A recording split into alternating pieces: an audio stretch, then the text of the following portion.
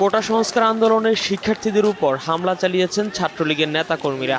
হামলায় আন্দোলনকারী শিক্ষার্থীদের অনেকে মারধরের শিকার হয়েছেন।